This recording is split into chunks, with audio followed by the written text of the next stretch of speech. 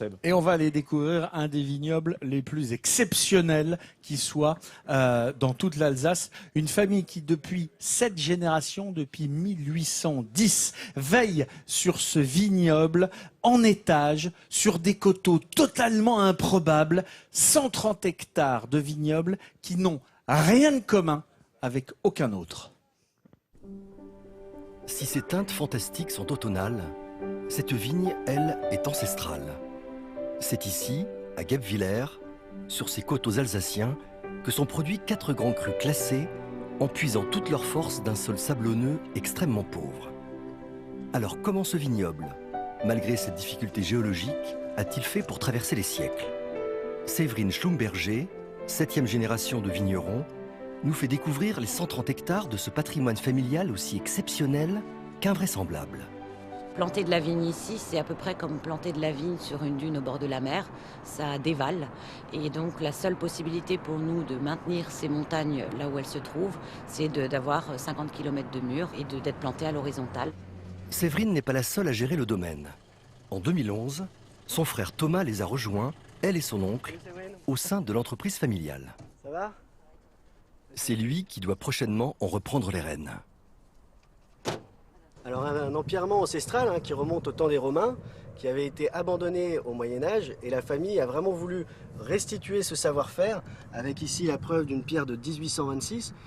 Donc encore une fois un système d'empierrement qui nous permet d'éviter l'érosion de ces sols très pauvres, très sablonneux, et qui nous permet de maintenir le vignoble dans son état et d'introduire une certaine forme de mécanisation dans nos vignes. Pour sa partie grand cru, qui représente la moitié du vignoble, le domaine jouit d'une triple exposition au soleil. Mais malgré tout, à Guebwiller, il faut patienter 15 ans pour faire ressortir toute la noblesse d'un vin. On va laisser ainsi à la plante suffisamment de temps pour s'enraciner dans le sol et aller chercher les caractéristiques de son terroir qui vont se refléter dans le verre. Nous avons donc ici, dans le Grand Cru Quiterlé, de la roche volcanique qui donne une minéralité incroyable au vin. C'est dans ce fruit pulpeux, généreux, que toute cette richesse voit enfin le jour. Nos vins, c'est un peu comme la naissance d'enfants chaque année dans une famille nombreuse. Et la famille offre certainement un garant de ce travail, de ce respect, du simple bon sens paysan finalement.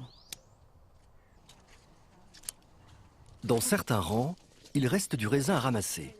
Ce sont les vendanges tardives, des grappes très mûres qui donneront ce vin particulier, moelleux, sucré, dont les premières notes vont se jouer dans ces foudres de chêne centenaire. Alain Fréburger, maître de chai, veille sur ce trésor depuis maintenant une vingtaine d'années. Non, le nez est beau, il est propre. Hein. On est sur des notes un peu grillées, fumées, typées du terroir. C'est très prometteur. Je pense qu'on a vraiment un très beau millésime sur 2015. Le grand vin, c'est pas en cave qu'on le fait. C'est dans les vignes. C'est avec le terroir exceptionnel qu'on a sur notre commune, sur Guebwiller. Donc c'est comme ça qu'on fait des grands vins. Nous, on est juste des jardiniers. On essaye de magnifier ce terroir qu'on a et sur lequel on travaille grâce à des techniques et notamment le foudre. Dans cette cave sont entreposées des milliers de bouteilles dont les plus vieilles datent de 1945. Des grands crus qui ont fait vivre plusieurs générations de Schlumberger et les familles de ceux qui participent à ce dur labeur au quotidien, 50 hommes et femmes. La famille, une notion indissociable de ce domaine. Sans elle, un tel patrimoine se serait sans doute déjà évaporé. Depuis 1810, ils font du vin, un vignoble où ils sont 100% agriculteurs. C'est un vrai travail artisanal, respectueux de l'environnement. Et sur les 130, 140 hectares de vignoble où on trouve ces 4 grands crus incroyables. Il les connaît, Gilles Pidlowski. Et il peut nous les citer, les 4 grands crus de Guebwiller. Vas-y. Vas-y. Ton micro. Quiterlé, hein, Kessler, ouais. Sering et Spiegel. Spiegel, c'est le miroir. C'est facile à se rappeler. Et il y a à la fois du grès pour l'un, du côté marno-gréseux pour l'autre. Chaque coteau a des caractéristiques différentes de terrain. Voilà, on les voit ici. Alors bien sûr, on expliquera pendant toute cette semaine la différence entre les appellations qu'on trouve en Alsace, que sont les Riesling, les Gewürztraminer, les Sylvaner, sont les cépages, puisque ce sont les cépages, et ces grands crus qui là font appel à des notions de terroir très particulières. En attendant, sur ces 140 hectares, il y en a 30 aussi qui sont en biodynamie dans ce vignoble, ce qui est à signaler. J'aurais aimé poser une question, je ne sais pas si c'est... Oui, Nathalie. Parce qu'on dit que ça va être une grande année, mais je croyais que le vin blanc n'aimait pas la chaleur. Et on est paradoxalement, il fait chaud. Alors, il fait toujours chaud en Alsace, surtout dans l'Alsace du Non, Sud. c'est vrai que cette année, c'est une année exceptionnelle. On a une grande chaleur, avec peu de pourriture. Donc, normalement, des rendements formidables aussi. Alors qu'il faut dire, traditionnellement, c'est quand même les rendements ici les plus faibles d'Alsace. Hein. Dans ces grands crus, on pourrait être jusqu'à 55 hectolhectares, et on est à 35 hectolhectares. En fait, c'est très peu. Et souvent, on dit d'ailleurs que les vendanges traditionnellement ici étaient faites à cheval. Donc, on va dire que cette année, ça devrait être très beau, très bon. Et puis, le Riesling et le cépage roi va être particulièrement gâté parce qu'il a besoin d'acidité. Et il y en aura à la fois de la chaleur et à la fois de l'acidité, les deux. Voilà, la fraîcheur qu'apportent les nuits souvent, hein, avec cet air frais qui descend des ballons. Le frais du matin et la chaleur de la journée. Ah, vous voyez, on est avec Gilles Pudlowski, donc, qui est un chroniqueur gastronomique célèbre, notamment aux dernières nouvelles d'Alsace, mais aussi parce que tu as publié ce dictionnaire amoureux de l'Alsace, qui est vraiment une ode d'amour pour cette région. Toi qui viens de Metz, qui est pas très loin, qui est natif de Metz, tu passes plus de temps en Alsace qu'en Lorraine. Oui, la blague, c'est de se dire, effectivement, quand on est lorrain, on voit mieux que l'Alsace est belle, puisque on regarde la France de l'intérieur et on dit qu'en Alsace c'est mieux. Hein, la blague, c'est toujours de dire en France de l'intérieur c'est bon, mais c'est pas beaucoup, et en Alsace c'est bon et c'est beaucoup.